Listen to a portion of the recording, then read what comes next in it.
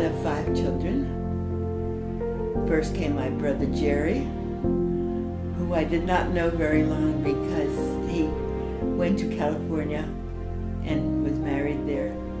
Then came myself, and then my sister, who I was very close to all of my life.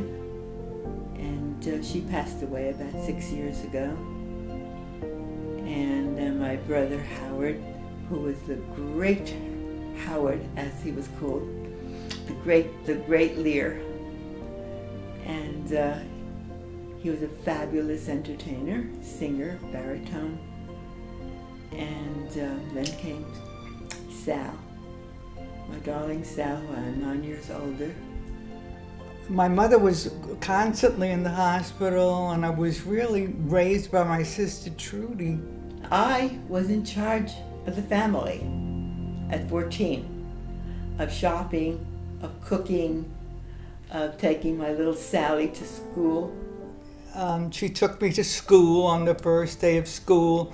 She made sure on the first day of school that I was properly dressed. Trudy was left practically to bring up the family. She was an indispensable part of our family. And without her, who knows? We don't know. He had this remarkable baritone voice. Actually, he had a remarkable baritone voice when he was 3 years old. Just before I was 15 years old, I was given a voice scholarship with a Russian bass baritone called Boris Lesnevskiy. Boris Lesnevskiy. He was this little Russian guy with this Russian accent with twinkling eyes. I studied with him from 14 till I was 18 years old when I entered Juilliard, and I was able to get a vocal scholarship at Juilliard. Little by little, people started discovering him.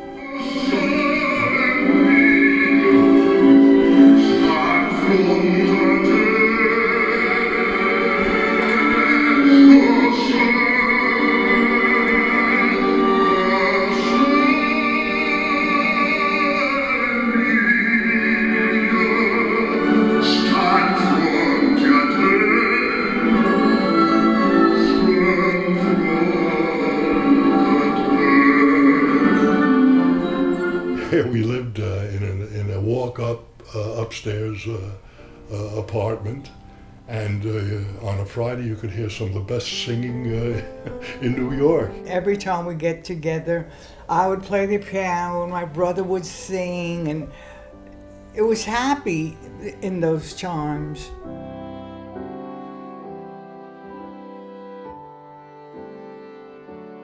Where it's voice, where it's music, where it's language, where it's acting, where it's motion, stage motion, direction, you have to be quite astute, and you have to really want to put yourself out to learn everything that there is to learn.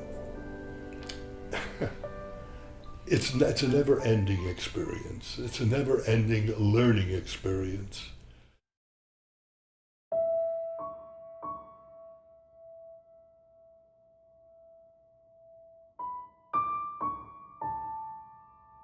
My wife passed away August 24th, and my daughter passed away recently, I believe it is December.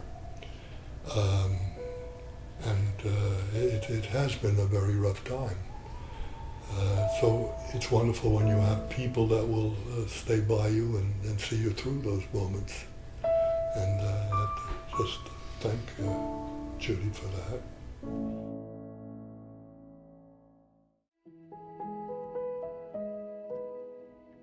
My sister was lying on a towel, sunning herself, my beautiful sister Dory, and I was being coached on diving, and he found me jumping into the pool and learning how to dive.